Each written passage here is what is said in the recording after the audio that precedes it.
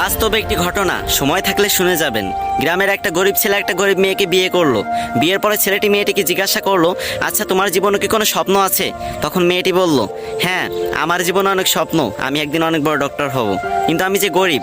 তখন ছেলেটি হেসে বলল, আরে এই ব্যাপার, আমি আছি না। তারপর ছেলেটি মেয়েটিকে নিয়ে শহরে চলে গেল। সে প্রতিদিন রিক্সা চালাতো এবং বাসায় এসে নিজেই রান্না বান্না করতো। এদিকে মেয়েটি পড়াশোনা করতে লাগলো। এরকম করতে করতে মেয়েটি একসময় ডক্টর হয়ে গেল। ছেলেটি এই খবর শুনে খুশিতে আত্মহারা হয়ে গেল এবং সে সেই ছেঁড়া কাপড় পরেই মেয়েটির সাথে দেখা করতে চলে গেল। মেয়েটি যখন তার বন্ধু বান্ধব নিয়ে কলেজ থেকে বের হচ্ছিল, তখন ছেলেটি সবার সামনে গিয়ে মেয়েটিকে বলল, জানো আজকে না আমি অনেক খুশি, আজকে তুমি ডাক্তার হতে পেরেছো। তখন মেয়েটির বান্ধবীরা জিজ্ঞাসা করলো, এই এ কে রে? তখন মেয়েটি বলল, আরে আমি চিনি না, হয়তো কোনো ভিক্ষুক টিক্ষুক হবে। তখন ছেলেটি মন থেকে অনেক কষ্ট পেল। ছেলেটির চোখে পানি চলে আসলো এবং সে বলল, তুমি ঠিকই বলেছো। তুমি জানো আমি তোমার পরীক্ষার টাকা জোগাড় করতে গিয়ে ভিক্ষা পর্যন্ত করেছি।